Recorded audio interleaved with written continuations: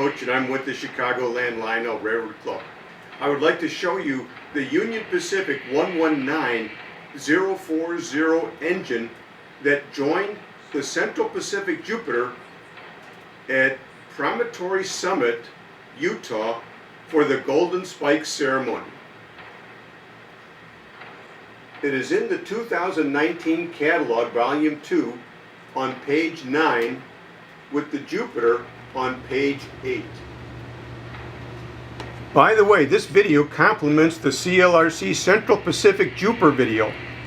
The Union Pacific number 119 met the Jupiter on May 10, 1869 at Promontory Summit, where the first transcontinental railroad from Sacramento, California to Omaha, Nebraska in the United States was officially completed.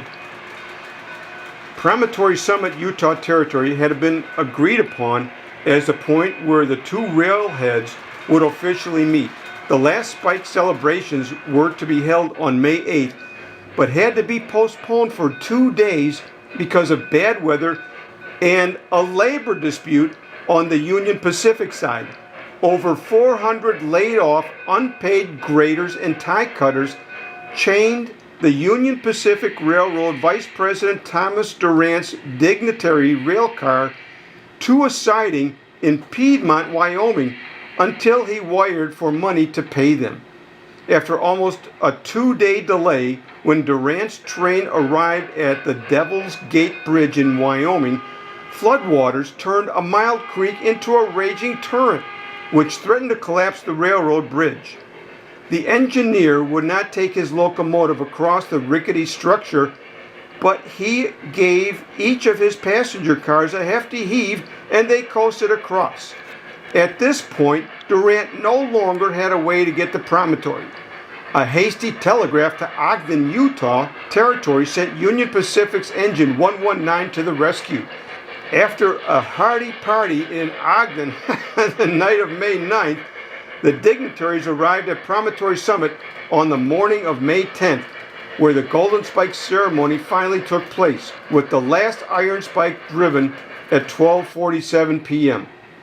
The event at Promontory Summit was billed as the Wedding of the Rails. In 1975, the National Park Service embarked on a project to reproduce the Union Pacific 119 and Central Pacific Jupiter exactly as they had appeared in 1869.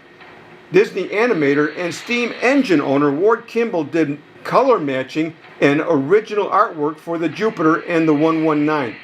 An example of his artwork is the Sand Dome, which has special detail paintings of Johnny Appleseed, and the other side of the dome is painted of Jim Bridger, an American mountain man. A little bit of trivia. The UP number 119 was featured in the Big Bang Theory episode, The Communication Deterioration, when Sheldon shows a photo of the locomotive to Penny. How about that? Looking at the bottom of the engine, you can see that I have number 243 of 260 made. So I got one of the last engines produced. You can see that the detail goes to the bottom of the engine also, and the tender. And here you got some chains to hold the trucks onto the tender if they should ever separate.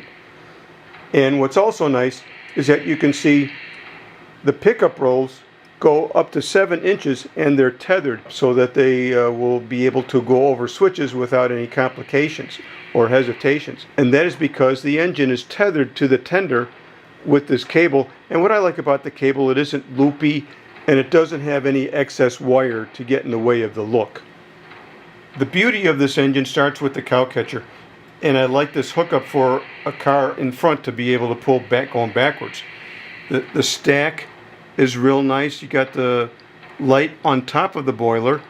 You have the piston cylinder here, real shiny. You got all this piping. You got the bell. I always like these bells on these things. All this piping from the sand dome to the wheels. Look at that, how that goes. You have the steam dome, and look at these 3 different wires coming out here. I really don't know what they are supposed to represent, but it's kind of cool that they're there. And those eventually get power to the cylinders for the pistons to propel the engine forward. This engine I looked up, had about 300 horsepower. So that'd be good for about maybe a half a dozen cars. So quite an engine for that time. One thing I want to point out too is on this engine, I also used a paperclip pin, which I use for connecting the tender and the engine, and actually the tender with the first passenger car. And yes, I used the tweezers to attach this. Zooming in on the tender, you can see the nice bright red wheels. I like the green and the red backing of the golden 119. You have the Union Pacific Railroad. All that is really sharp. I really like how this tender is painted. You can see how the 119, the gold 119, sits right on top of that green background. And then you see these nice corner pictures on both sides of the engine, and those really add something. Very pretty tender. On top of the tender, you can see the coal load and these utility boxes here. And what's nice about this utility box, you can see where the run program switch is. And then you can see where the water fill is and a back utility box. To complement the era of these passenger cars, Lionel is using drawbars to attach the cars rather than using the knuckles that we're used to. To add a little pizzazz to this train consist, I always liked how the general engines or the old-time engines had livestock or horse cars attached to their trains. And I wanted to do this with this one here. So what I did, I took this car and I added a paper clip hole here, and then I extended all the way to the back, and this has a bend here so that when the engine pulls, it doesn't pull it out. And once it's hooked up, it really adds to the consist. Here you have the sound passenger car. You can program the car right here with the play run switch. Here is the volume switch, and here is the Lionel number. When I start up a train, what I like to do is load the coal into the tender. Then what I like to do is get sequence control going, and then asking the dispatcher if we can move. So let's start it out. So first, we will get some coal in the tender by doing the reset button.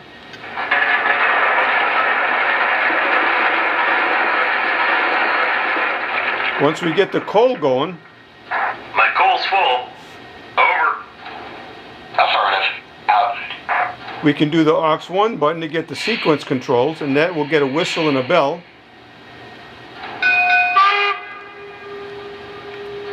And now let's see if we can get clearance with the dispatcher. Engine to dispatcher. Are we clear to make a move?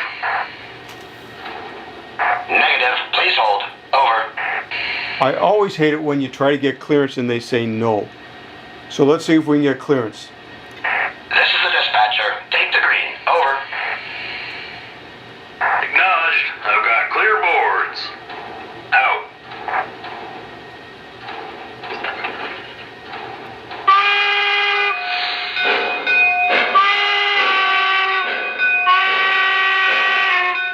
Engine to dispatcher.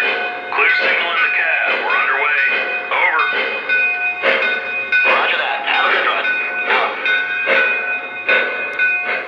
I'm sure you know that the whistle sound and the bell sounds are somewhat traditional in the Lionel scenario, but I've always liked the Lionel rail sounds. Let's take a moment to listen to some of the rail sounds that come from the Union Pacific 119. Tower, we are at restricted speed. My coal's full. Out. Tower, how are we looking up ahead? All clear. Over. That's affirmative. Clear ahead. Over. Copy. All clear ahead. Out. Locomotive to the dispatcher. Are we still clear all the way? Over. Yeah, you're on clear track. Over.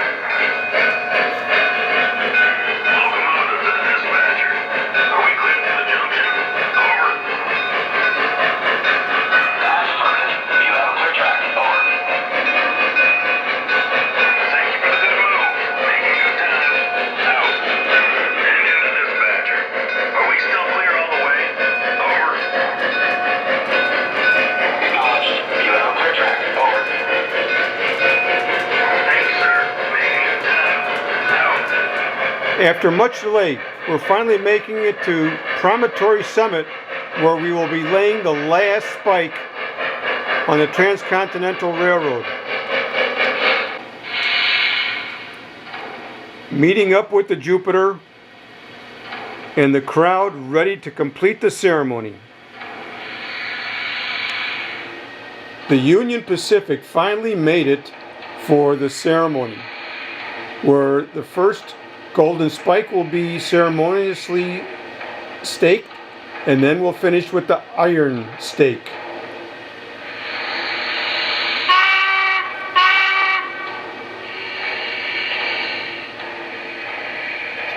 We are done for the day. Heading to the register room to sign out. Out. This is Herb Coach with the Chicagoland Lionel Railroad Club, enjoying Promontory Summit and the laying of the last golden spike, followed by the iron spike. Over and out.